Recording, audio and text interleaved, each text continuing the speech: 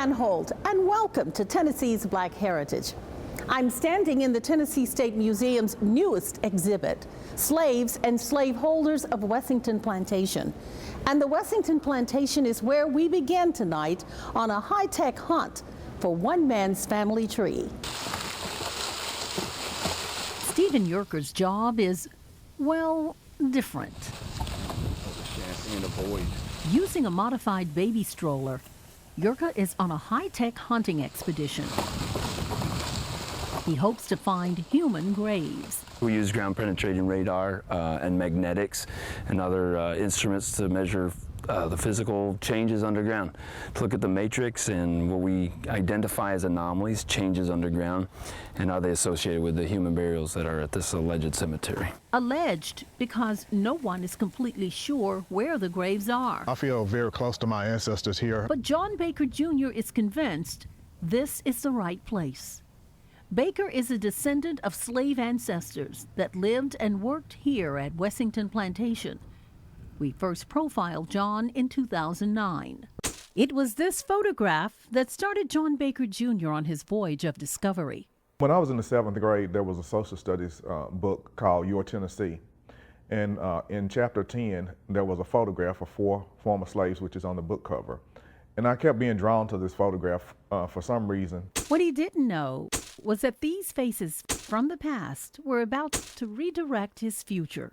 I said, "Grandmother, this photograph is in our history book." And she said, the couple seated, she said, "That's my grandmother and grandfather." The photo was taken at a place known as Wessington Plantation, where John's ancestors had been slaves.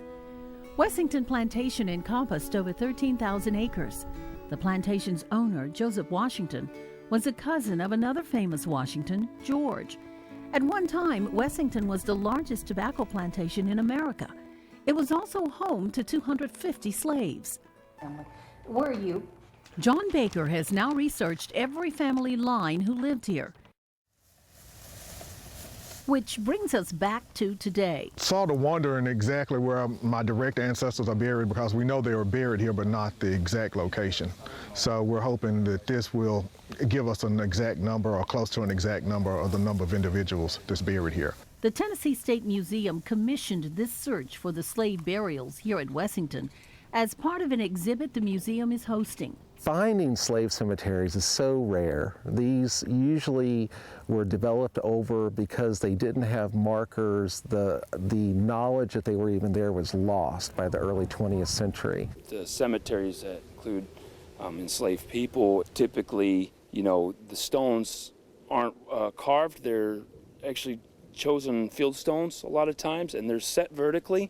But to sort of an untrained eye, they don't quite look like headstones or footstones or the things we typically associate with burials. So that has led to the obscurity of these things. We're so fortunate that here at Wessington, there was such a strong community, slave community, that those stories got passed down about where those cemeteries were.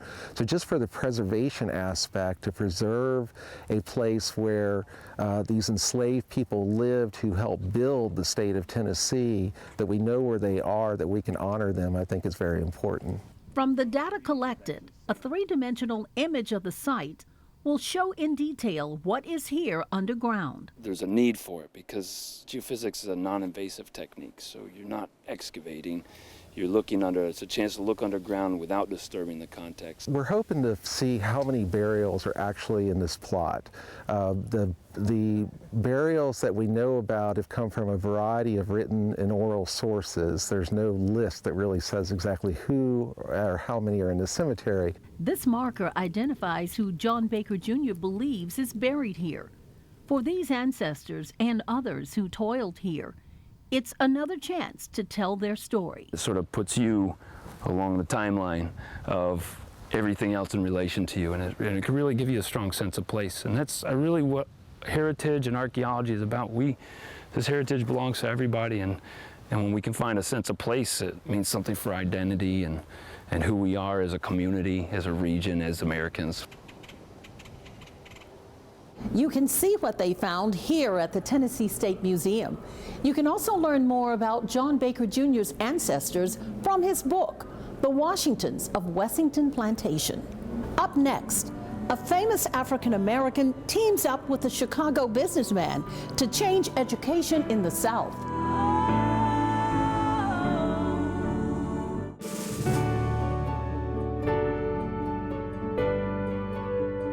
Welcome back.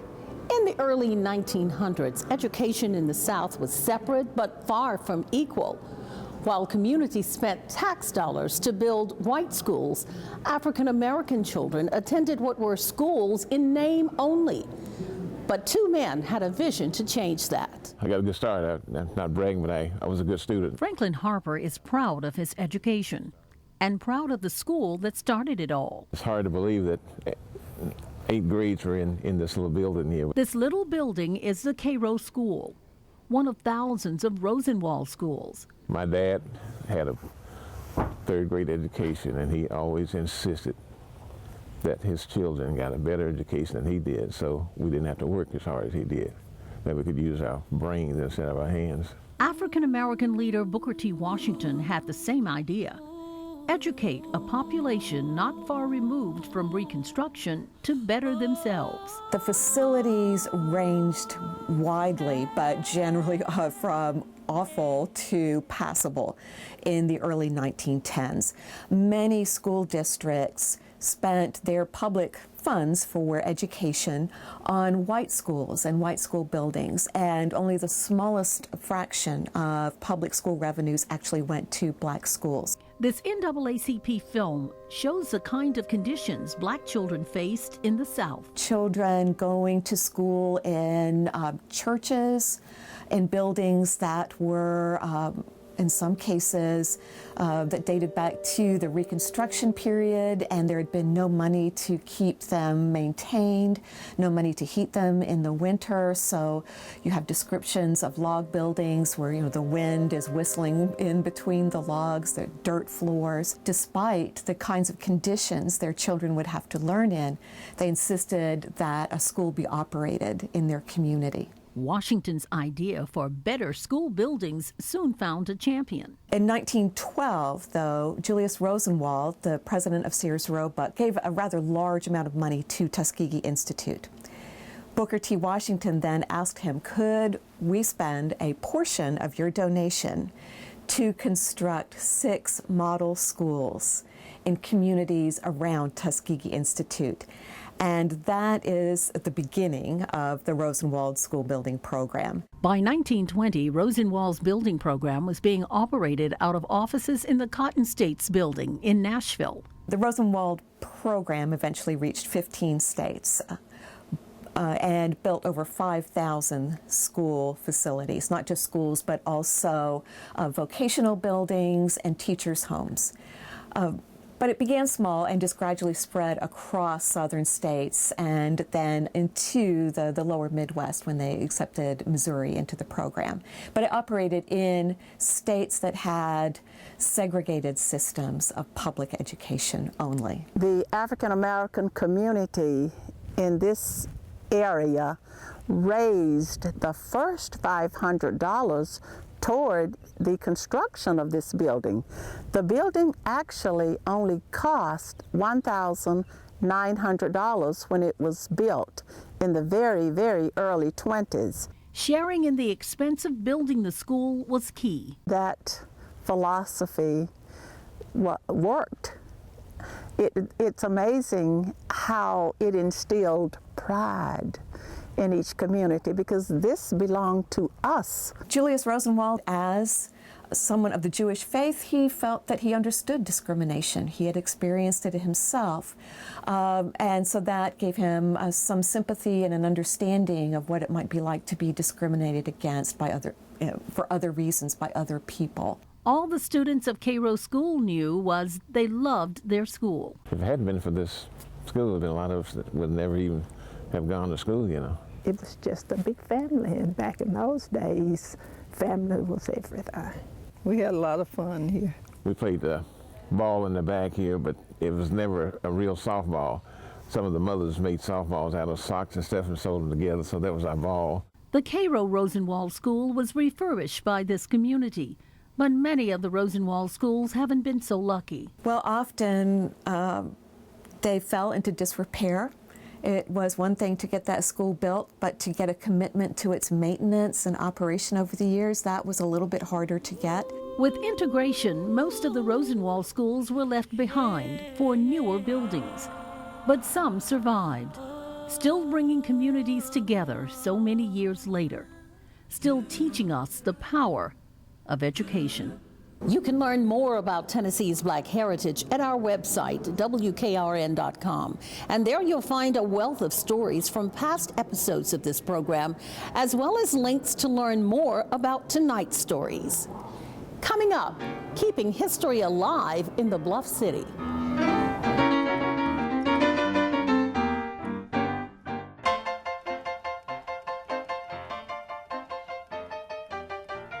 Unique would be a good word to describe our next stop. It's a repository for Memphis culture like no other, only fitting for a city like no other. Deep inside this downtown Memphis building, the culture of a people's past and present blend like colors of a rainbow. This is the Center for Southern Folklore. This place is a storehouse of knowledge and experiences of everyday people. Our mission is to let people know not just Center for Southern Folklore, but really what Memphis is all about. What's the soul of the city? What's the people of the city? It's part art museum, part music venue, part cafe, part store. What's special and unique about the people and the music and the crafts, the things that aren't really talked about in books that much, but are part of people's soul. It all began as an effort to hold on to the past. We started making films, 16mm films in the early 70s. And we started making films about fife makers and mule traders and artists and quilters. And the idea was that you were preserving and you were documenting in film things that were disappearing, and then things that were part of folk culture. I come up the hard way. Been on the farm all of my days. They captured slices of time through films. People come from miles around to come to Beale Street. And I told a white fella once, I said, hey man, if you were black for one Saturday night and on Beale Street, never would you want to be white again. And photographs like these by Reverend L.O. Taylor. Reverend Taylor in the late 20s had a camera, and eventually a movie camera, and went around making photographs of people. We've recently, in the last couple of years, digitized 7,000 photographs that he did. Through music of artists like Mose Benson. Oh man, Mose. You know, he would, he'd say, come here, child, sit down. And he'd hold their hand, and he would hold their hand, and they would play the piano. And so a lot of kids started playing piano because Mose would teach them. And through art. I'm going to show you this one first. This is made out of African American. 90-year-old Hattie Childress makes quilts the way her grandmother taught her. Well, this is called a tack out. And that's the reason my work is so much different. She remembers the hard life for African Americans when she was just a kid in Somerville, Tennessee. It was just like slavery out there. We didn't have food, clothes, we couldn't go to school. We had to work all this summer. Then when we got the crops in, we didn't have anything for the winter, so we was just living in peerless times out there. That's the back. Now we're going to turn it to the front. Okay. All right, now here's what's going to knock you out. When kids come in and they hear a musician, or they see Miss Hattie talk about quilts, or Frank Lilly talk about art, it moves them. I mean, it's somebody really talking to them. But it's more than saving the past. It's saving the present as well. We're not looking at like PM whiskey, past memories. We're looking at what's happening today in people's lives. And if we can begin to continue to document, record, learn about, present, share with, now that we have Facebook, share with people, we've done our mission. All in a juke joint atmosphere that says, have a seat. I want to tell you something. You'll see photographs, you'll see quilts, but that's just the beginning of how we've come up with how we want to share the images, share the narratives. It has to be alive. I mean, you know, anybody can read a book and go to sleep. All right. You like that? I'm leaning on Jesus. The Center for Southern Folklore is open from 10 to 5 Monday through Fridays and special times for music shows. We can link you to their website from ours, WKRN.com. When we come back, a Nashville couple changing the futures of Nashville students.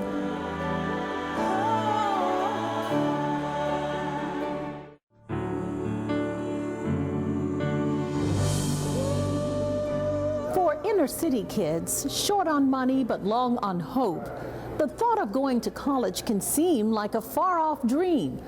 But a Nashville coach and his wife are helping to bring that dream within reach.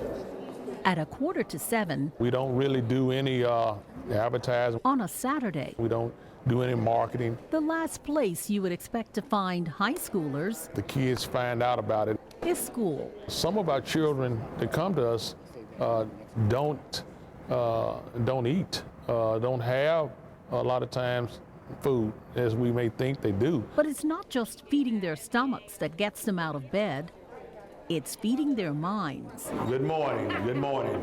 We officially have started. This is In Full Motion, a program that grew out of Coach Maurice Fitzgerald's years of coaching high school sports. It really became a ministry more so than a program because it encased the whole student as one that's leaving home, that's coming to us, that we have to embrace all the things that they came from. Coach Fitzgerald knows where they come from.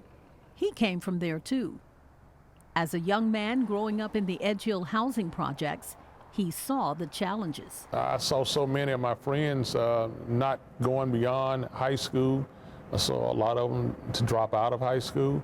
I saw a lot of them to turn to crime and other things that I wasn't raised to do, but there were reasons. But if you got a student involved in something that was positive, there's something that was enrichment, that they could have an outlet. So while winning back-to-back state football championships, Coach Fitzgerald had bigger dreams for his students. They were graduating at a rate of probably 99% in metro schools when the graduation rate here at Pearl-Cohn was 47%. So he comes on to me and he says, I want to win the game of life. I want them to get to college. Coach's wife, Cynthia, knows the problem too. It reminds me of growing up in Napier projects and having the grades and not seeing anybody around me able to leave the housing projects. They can't see beyond what they can see. And it is history. History says that in North Nashville, minority, public school, lower socioeconomic students, they will not finish college except for a small percentage. What stands between students and a college education is a test, the ACT.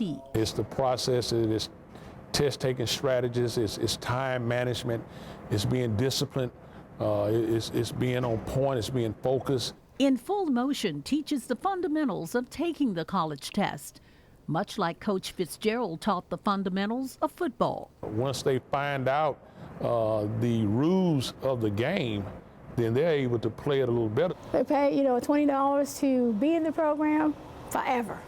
We pay for them to have a good nutritious meal, pay for them to take the test. We take them on college tours. We give them tutors, the best teachers in the state. And then Coach is the best mentor in the world. It's Fitzgerald's way of changing the history they grew up in. If they are able to go to college, chances are they won't be take that road of crime. And it also gives this community a sense of pride that there are good things that can come out of West Nashville. Their message has resonated with over 1,000 kids from 122 schools in Middle and East Tennessee. And In Full Motion is changing the future of these kids. I'm going to go to college. I'm not sure yet. I got accepted some places, but I'm still trying to figure out where I see myself. I have a few colleges already looking at me, so there's no telling what my potential could be. I believe that we are making a difference. I believe that we're helping students not follow history, but to make history. And that's what we do. Coach Fitzgerald continues to make history for the kids of In Full Motion. This spring, he and his wife will lead another group of prospective college students on a tour of colleges through Alabama and Florida. We hope you have enjoyed this trip through Tennessee's African American history, and we've only scratched the surface of the many interesting people and places that you can learn about when you explore Tennessee's Black heritage.